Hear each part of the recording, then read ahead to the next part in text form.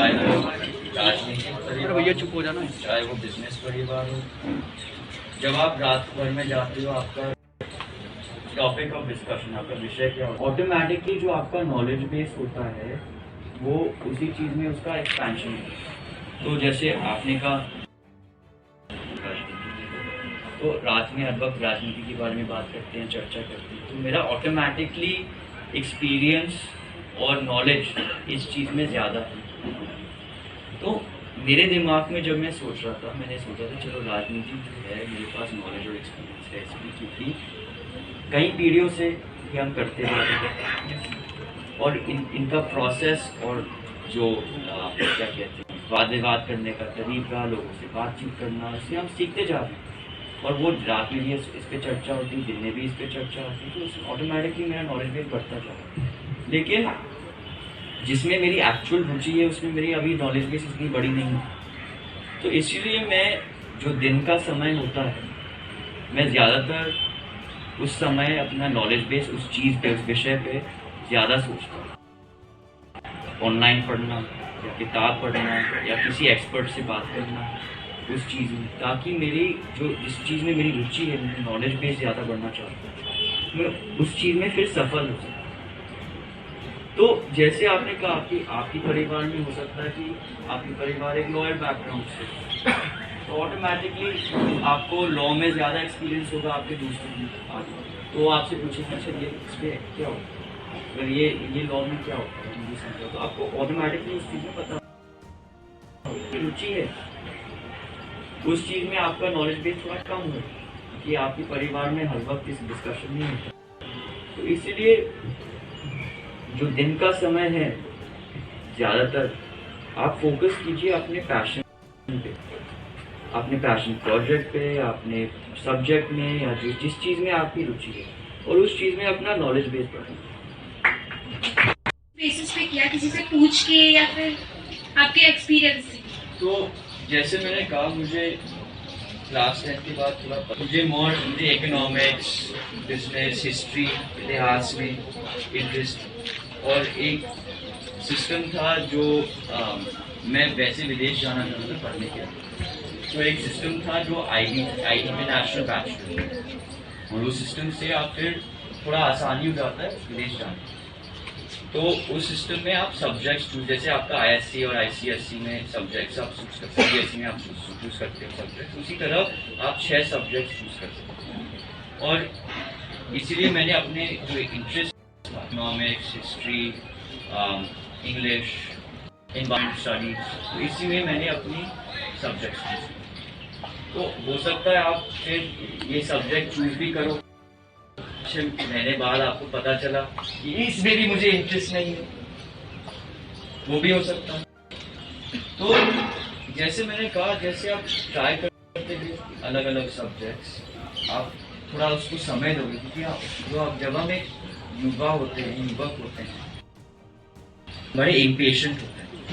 अगर मैंने 2 मिनट कुछ किया और मुझे पसंद नहीं है तो मुझे करना ही नहीं, तो हमें थोड़ा उस पर समय देना पड़ेगा।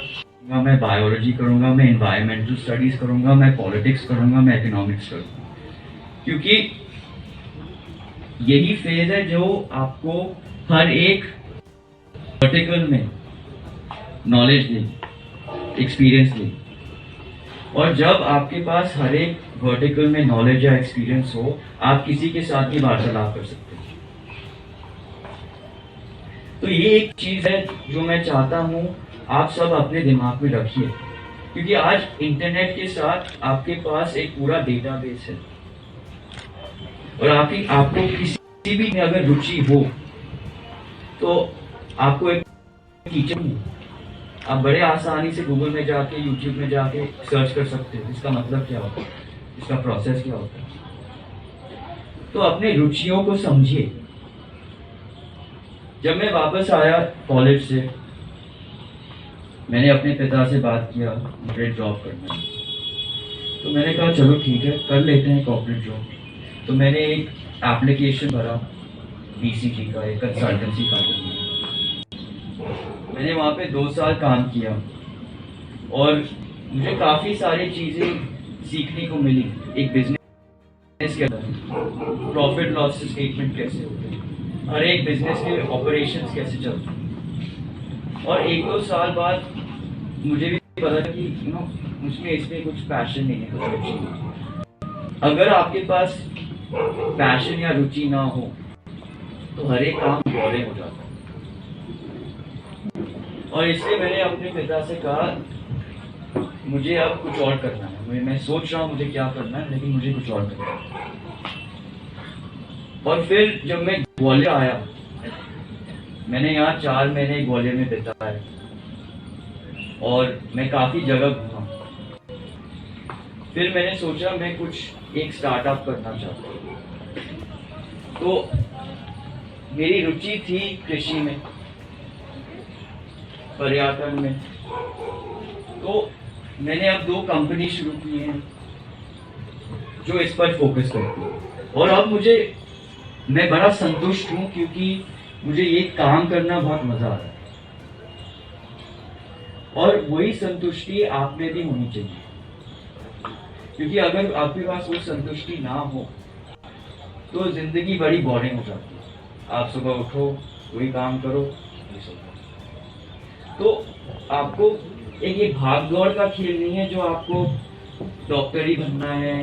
फील्ड में अगर एक प्रॉब्लम को आइडेंटिफाई करेंगे और उस पर काम करेंगे, उस पर आपको एक पैशन हो, तो आप वही चुनिए, उसी पर काम कीजिए। और ये कुछ भी हो सकता है, ये आपके आर्ट्स में हो सकता है, फैशन में हो सकता है, बिजनेस में। टीचर बन गया किस तरह का अनुभव रहा है?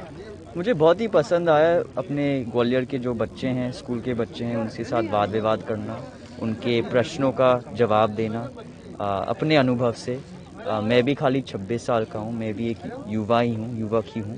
तो जितना मेरा अनुभव है, जितना मेरा एक्सपीरियंस है, उस तौर पे मैंने जवाब दिया है, उनके साथ बातचीत किया है। आपने पूरे दिल से उनसे बात की, चाहे स्कूली लाइफ की या कॉलेज लाइफ की, बॉयफ्रेंड गर्लफ्रेंड, या फिर उनके करियर को लेकर, उनके व्यवसाय को लेकर, ये जो रुचि है, तो किस तरह के बच्चों से आपको रिस्पॉन्स मिला यहाँ? बहुत ही अच्छा रिस्पॉन्स मिला। पहले तो थोड़े घबरा गए थे कि मैं प्रश्न पूछूं कि नहीं, इसलिए मैंने कहा चलो मैं शुरू करता हूँ।